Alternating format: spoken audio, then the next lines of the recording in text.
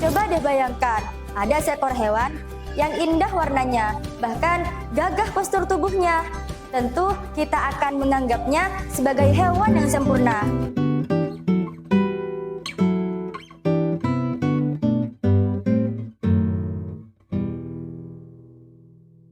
Assalamualaikum warahmatullahi wabarakatuh.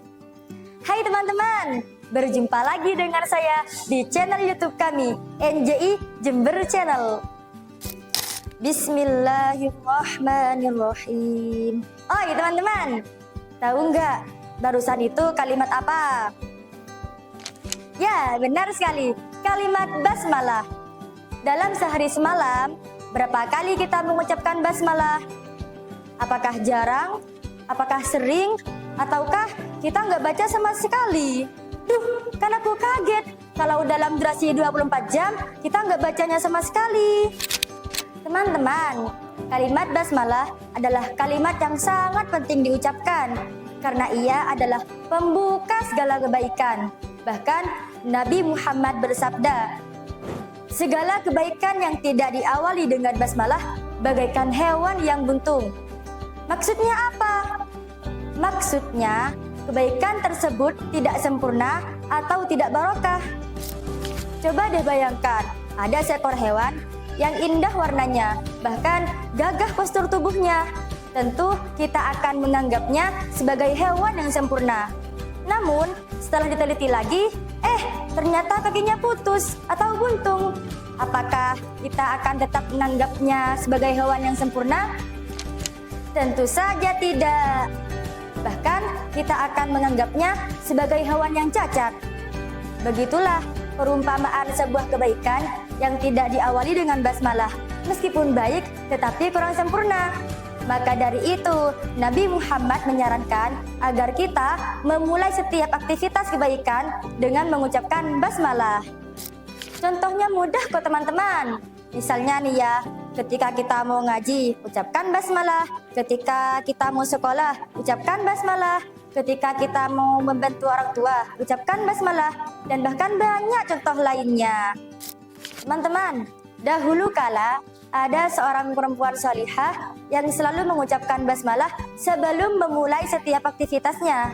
Sayangnya, perempuan ini mempunyai suami yang durhaka. Sang suami jengkel dengan kebiasaan istrinya membaca basmalah ini dan berniat untuk menjebaknya agar bisa memarahi dan mencaci makinya. Kemudian, sang suami memberikan pada istrinya sebuah kantong yang berisi uang untuk disimpan oleh sang istri. Kantong tersebut disimpan di lemari. Tak lupa sebelum meletakkannya, ia mengucapkan basmalah. Saat istrinya lengah, suami durhaka ini menjalankan aksi jahatnya. Sang suami mengambil kembali kantong yang berisi uang tersebut dan membuangnya ke dalam sumur yang dalam. Keesokan harinya, sang suami meminta kembali kepada istri tersebut kantong yang kemarin diberikannya. Di dalam hatinya, si suami berkata, "Celakalah kamu, kantong itu sudah kubuang ke dalam sumur. Kamu tidak akan bisa menemukannya lagi. Dengan begitu, aku bisa menyalahkanmu dan memarahimu." Hahaha. Bagaimanakah kelanjutannya? Sang istri kemudian menuju ke tempat lemari berada, sedangkan suaminya menunggu dengan tak sabar. Saat lemari terbuka, ia melihat kantong yang kemarin disimpannya, lalu mengambilnya dan kembalikan kepada suaminya. Bagaimanakah kelanjutannya? Sang istri kemudian menuju ke tempat lemari berada, sedangkan suaminya menunggu dengan tak sabar. Saat lemari terbuka, ia melihat kantong yang kemarin disimpannya, lalu mengambilnya dan dikembalikan kepada suaminya untuk menyerahkan kepadanya. Sontak saja sang suami terkejut. Bagaimana tidak? Kantong itu masih ada, padahal ia sudah membuangnya ke dalam sumur.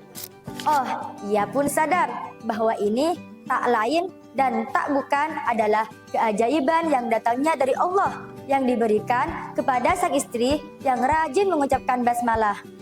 Dan memang benar, Allah Subhanahu wa Ta'ala Maha mengetahui, termasuk rencana jahat sang suami. Dari cerita tersebut, Allah mengutus malaikat untuk mengambil kembali kantong yang dilempar ke dalam sumur dan diletakkan kembali di lemari. Itulah salah satu kisah tentang seorang perempuan salihah yang diberi keistimewaan oleh Allah karena rajin membaca basmalah. Kisah tersebut sudah selayaknya menginspirasi kita untuk rajin pula membaca basmalah, terutama ketika kita memulai melakukan aktivitas kebaikan. Supaya apa? Supaya kebaikan yang kita lakukan menjadi sempurna, penuh limpahan barokah, dan kita dipandang oleh Allah sebagai hambanya yang istimewa. Sampai di sini dulu ya teman-teman. Semoga kita berjumpa lagi di waktu yang selanjutnya. Wassalamualaikum warahmatullahi wabarakatuh.